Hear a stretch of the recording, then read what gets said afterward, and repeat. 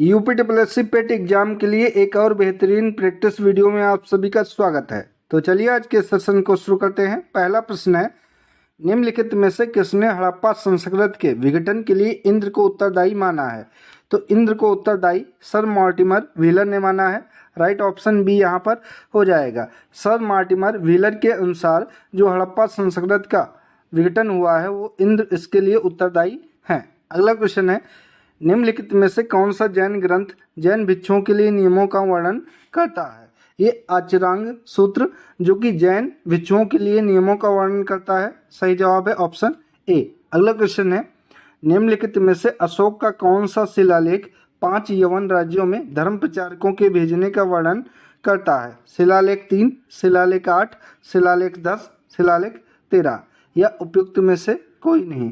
तो शिलालेख 13 जो 13वां शिलालेख है अशोक का, यह 5 यवन राज्यों में धर्म प्रचारकों के भेजने का वर्णन करता है। सही जवाब है ऑप्शन नंबर डी। अगला क्वेश्चन है, ऋग्वेद में उल्लिखित 10 राग युद्ध किस नदी के तट पर लड़ा गया था? 10 राग युद्ध जो कि राजा सुदास और अन्य 10 राजाओं के मध्य लड़ा गया था, यह लड़ा गया था परुष्णी नदी के किनारे। सही जवाब है ऑप्शन सी। अगला क्वेश्चन है, किस मुगल सेनानायक के साथ शिवाजी ने पुरंदर की संधि जो कि 1665 ईस्वी में हुई थी इस पर हस्ताक्षर किए थे? तो यह संधि जयसिंह के साथ हुई थी। सही जवाब है ऑप्शन ए। अगला क्वेश्चन है, निम्न अवसरों में से किस एक पर जन गण मन पहली बार गाया गया था? जन गण मन पहली बार 1911 कांग्रेस अधिवेशन में गाया गया था। सही जवाब होगा ऑप्शन नंबर सी। अगला क्वेश्चन है, निम्नलिखित में से किन्हें बम्बई त्रिमूर्ति के नाम से जाना जाता है? तो बम्बई त्रिमूर्ति के नाम से मेहता, तेलंग, तैयब जी को जाना जाता है। राइट ऑप्शन सी है। भारत छोड़ो आंदोलन के समय कौन युवा महिला नेत्री अवज्ञा और प्रतिरोध का प्रतीक थी? सरोजिनी नायडू, कल्पना दत्त जोशी, सुचिता कृपलानी, अरुणा आसफ अली या इनमें से कोई नहीं। तो अरुणा आसफ अली जो कि भारत छोड़ो आंदोलन के समय युवा महिला नेत्री अवज्ञा और प्रतिरोध का प्रतीक थी। डी करेक्ट ऑप्शन है।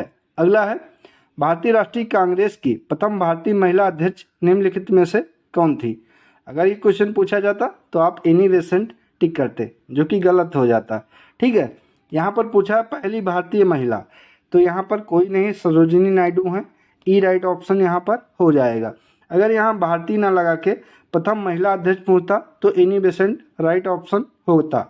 अगला है, किसके सुझावों पर भारतीयों को साइमन कमीशन से बाहर रखा गया था? तो लॉर्ड इरविन के सुझावों पर भारतीयों को साइमन कमीशन से बाहर रखा गया था। डी राइट ऑप्शन होगा। 9 डिग्री चैनल किनके मध्य स्थित है? तो 9 डिग्री चैनल कवरत्ती और मिनिकॉय के मध्य स्थित है। सही जवाब होगा ऑप्शन ए। अगला है, भूमध्य सागरीय जलवायु की विशेषता क्या है? तो भूमध्य सागरीय जलवायु की विशेषता है उष्ण ग्रीष्म ऋतु एवं आर्द्र जाड़े की ऋतु। सही जवाब है ऑप्शन ए। मकर संक्रांति के समय कर्क रेखा पर दोपहर के सूर्य का उन्नतांश कितना होता है? तो ये उन्नतांश होता है 43 डिग्री। सही जवाब है ऑप्शन नंबर बी। निम्नलिखित नदियों में से किनके मध्य विष्ट दोआब फैला हुआ है? विष्ट दोआब ब्यास और सतलज नदियों के मध्य स्थित है। बी राइट ऑप्शन है। निम्न में से कौन भारत में सबसे बड़ा मशीनीकृत कारखाना है? इम्पोर्टेंट है आपके एग्जाम के लिए। तो मशीनीकृत भारत में सबसे बड़ा कारखाना बैलाडीला खान है। डी राइट ऑप्शन होगा। गवर्नमेंट ऑफ इंडिया एक्ट 1935 को किसने दास्ता का एक नया अधिकार पत्र कहा था? महात्मा गांधी, जवाहरलाल नेहरू, सरदार पटेल, राजेंद्र प्रसाद, उपयुक्त में से कोई नहीं। तो 1935 के एक्ट को दास्ता का एक नया अधिकार पत्र पंडित जवाहरलाल नेहरू ने कहा था। बी करेक्ट ऑप्शन होगा। अगला, निम्नलिखित में से राज्य के नीति निर्देशक तत्वों का कौन सा अनुच्छेद राज्य को निर्देशित करता है कि वे उद्योगों के प्रबंधन में कामगारों की सहभागिता सुनिश्चित करें? तो यह अनुच्छेद 43A कहता है। सही जवाब है ऑप्शन ए। अगला क्वेश्चन है, केंद्र सरकार और राज्य सरकारों को प्राधिकार प्राप्त होता है। कहाँ से अधिकार प्राप्त होते हैं?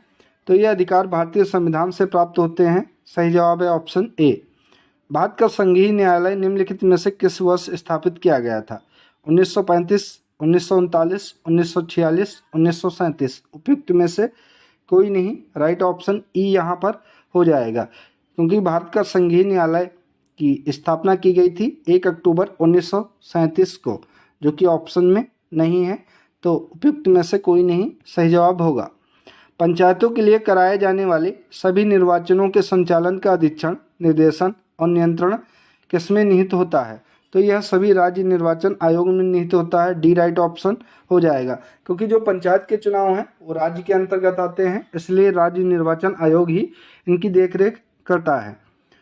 रिंगेल मेन स्केल का प्रयोग निम्नलिखित के घनत्व मापन में होता है? ध्वनि, कोहरा, धुआं, प्रदूषित जल। उपयुक्त में से कोई नहीं। तो रिंगेल मेन स्केल का प्रयोग धुआं के घनत्व मापन में होता है। सी राइट ऑप्शन है। निकट दृष्टि दोष का इलाज किया जाता है। कल हमने देखा था, कल की वीडियो में, कि गाड़ियों के पीछे जो शीशा देखते हैं, साइड मिरर होता है, वो उत्तल लेंस का उपयोग किया जाता है। लेकिन जो निकट दृष्टि दोष का इलाज है वो उसमें किस लेंस का उपयोग किया जाता है? तो अवतल लेंस का उपयोग किया जाता है। बी राइट ऑप्शन यहाँ पर हो जाएगा।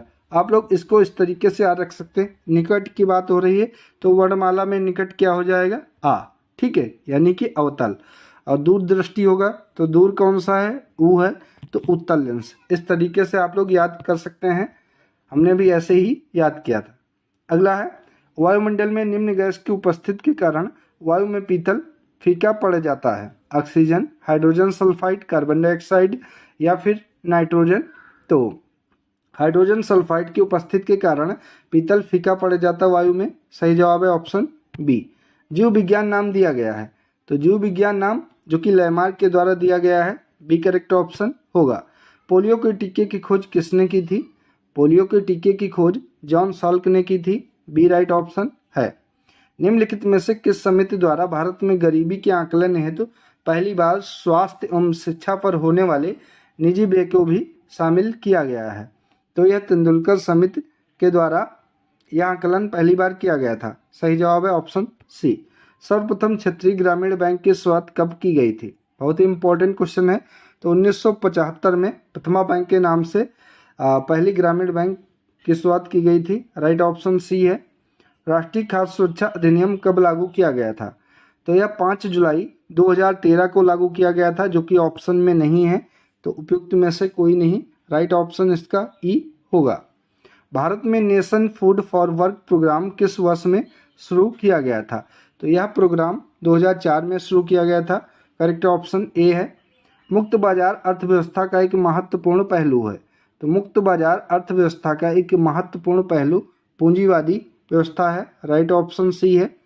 अगला क्वेश्चन है, चपचार कूट किस राज्य का एक त्यौहार है? यह झूम ऑपरेशन के सबसे कठिन कार्य, यानी कि जंगल साफ करके जलने के अवशेषों को साफ करना के पूरा होने के बाद मार्च के दौरान मनाया जाता है। तो चपचार उत्सव जो कि मिजोरम में मनाया जाता है। बहुत ही फेमस क्वेश्चन है, हर एक एग्जाम में आ ही जाता है। ठीक है, तो ए राइट ऑप्शन यहाँ पर होगा। विश्व शरणार्थी दिवस हर साल किस तारीख को मनाया जाता है? तो 20 जून को विश्व शरणार्थी दिवस मनाते हैं। राइट ऑप्शन ए है। 1948 ओलंपिक खेलों का आयोजन स्थल कौन सा था? तो 1948 के जो ओलंपिक खेल हैं वो लंदन में किए गए थे। सही जवाब है ऑप्शन नंबर बी। वन अनुसंधान संस्थान देहरादून की स्थापना इंपीरियल वन अनुसंधान संस्थान के रूप में की गई थी। किस वर्ष इसे इंपीरियल वन अनुसंधान संस्थान के रूप में स्थापित किया गया था? तो यहाँ से 2 क्वेश्चन बन सकते हैं। वन अनुसंधान संस्थान कहाँ है? देहरादून में है। और इसकी जब स्थापना की गई थी तो इंपीरियल वन अनुसंधान संस्थान के रूप में की गई थी 1906 में। सही जवाब है ऑप्शन ए। राष्ट्रीय नमक सत्याग्रह स्मारक कहाँ पर स्थित है? यह स्मारक गुजरात राज्य में स्थित है। सही जवाब है ऑप्शन ए। भारत के कितने राज्य और केंद्र शासित प्रदेश उत्तर प्रदेश के सीमावर्ती हैं? तो उत्तर प्रदेश के सीमावर्ती 9 राज्य व केंद्र शासित प्रदेश हैं, जिनमें एक केंद्र शासित प्रदेश दिल्ली शामिल है। 8+1 कह सकते हैं। 8 राज्य हैं और एक केंद्र शासित प्रदेश है। तो यहाँ दोनों पूछा है, 9 ऑप्शन में नहीं है, उपयुक्त ऐसे कोई नहीं। ई ऑप्शन सही होगा। कनाडा की राजधानी क्या है? कनाडा की राजधानी है ओटावा। डी राइट ऑप्शन है। राज्य की मंत्रिपरिषद सामूहिक रूप से इसके प्रति जिम्मेदार होते हैं। तो ये सामूहिक रूप से विधानसभा के प्रति उत्तरदायी होते हैं। बी राइट ऑप्शन होगा। मधुशाला किसकी रचना है? मधुशाला हरिवंश राय बच्चन की रचना है। सही जवाब है ऑप्शन नंबर सी। कंकाल तितली किसकी है? तो रविन्द्रनाथ टैगोर की है। ठीक है। कामायनी किसकी है? जयशंकर प्रसाद की है। उस्ताद जाकिर हुसैन का संबंध संगीत के किस वाद्य क्षेत्र से है? तो ये तबला बजाते हैं। बी राइट ऑप्शन यहाँ पर हो जाएगा। ठीक है। अगला क्वेश्चन देखते हैं। निम्न में से संधि का कौन सा युग्म गलत है? अनुदित अनु प्लस उदित सही है। अवनिंद्र अवनी प्लस इंद्र सही है। ने प्लस अन डी ये भी सही है। ना श्रद्धा प्लस आनंद, यहाँ पर श्रद्धा प्लस आनंद होना चाहिए तो गलत होगा। राइट ऑप्शन सी यहाँ पर गलत ही पूछा है। बिग का विलोम शब्द क्या हो जाएगा? तो बिग का विलोम शब्द हो जाएगा अज्ञ। सही जवाब है ऑप्शन डी। निम्नलिखित में से स्त्रीलिंग शब्द को चुनिए। धुआं, कार्य, भत्ता, धावा। उपयुक्त में से कोई नहीं। ई राइट ऑप्शन हो जाएगा क्योंकि ये सभी जो कि पुल्लिंग है, स्त्रीलिंग कोई शब्द नहीं है। जिसे बुलाया ना गया हो वाक्य के लिए उपयुक्त शब्द क्या हो जाएगा? तो जिसे बुलाया ना गया हो इसके लिए अनाहुत हो जाएगा। राइट ऑप्शन सी है। मुगल बादशाह शाहजहां ने किस कवि को महाकवि राय की पदवी दी थी? सेनापति, कादिर, बनारसी दास, धर्मदास। उपयुक्त में से कोई नहीं। तो कवि सुंदर दास को शाहजहां ने महाकवि राय की पदवी दी थी। ई राइट ऑप्शन यहाँ पर हो जाएगा। अगला है 22वां भारत टेलीकॉम 2025 का आयोजन कहाँ पर किया गया? तो इसका आयोजन भारत की राजधानी नई दिल्ली में किया गया। अगला 12वां वैश्विक अंतरिक्ष अन्वेषण सम्मेलन 2025 का आयोजन कहाँ पर किया गया? इसका भी आयोजन नई दिल्ली में किया गया। बी राइट ऑप्शन है। 2025 में भारतीय वायुसेना के नए उप प्रमुखों के रूप में किसने पदभार ग्रहण किया? तो ये एयर मार्शल नवदेश्वर तिवारी ने पदभार ग्रहण किया। बी राइट ऑप्शन होगा। अंतर्राष्ट्रीय सौर गठबंधन का 123वां सदस्य कौन सा देश बना है? तो ये अंगोला बना है। डी राइट ऑप्शन होगा। किस कंजर्वेटिव नेता को जर्मनी का नया चांसलर चुना गया है? जर्मनी का नया चांसलर फ्रेडरिक मर्ज को चुना गया है। राइट ऑप्शन ए है। उल्लास नव भारत साक्षरता कार्यक्रम के अंतर्गत भारत का पहला पूर्ण साक्षर राज्य किसे घोषित किया गया है? तो ये मिजोरम को घोषित किया गया है। राइट ऑप्शन सी है। 11वें अंतर्राष्ट्रीय योग दिवस जो कि हर साल 21 जून को मनाया जाता है, इसकी थीम क्या है? तो 11वां अंतर्राष्ट्रीय योग दिवस 21 जून 2025 की थीम है yoga for one earth one health.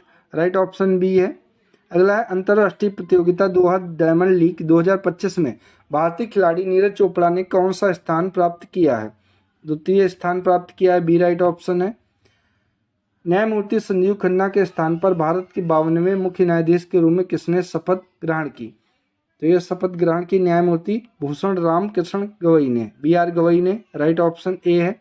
अगला है प्रत्येक वर्ष राष्ट्रीय प्रौद्योगिकी दिवस कब मनाया जाता है? तो राष्ट्रीय प्रौद्योगिकी दिवस हर साल 11 मई को मनाते हैं। डी राइट ऑप्शन यहाँ पर हो जाएगा। तो साथियों यह था यूपीएससी पेट का एक महत्वपूर्ण प्रैक्टिस सेट। वीडियो अगर आप सभी को पसंद आई हो तो इसको ज़्यादा से ज़्यादा शेयर करें और हाँ चैनल को सब्सक्राइब करना ना भूलें। धन्यवाद साथियों।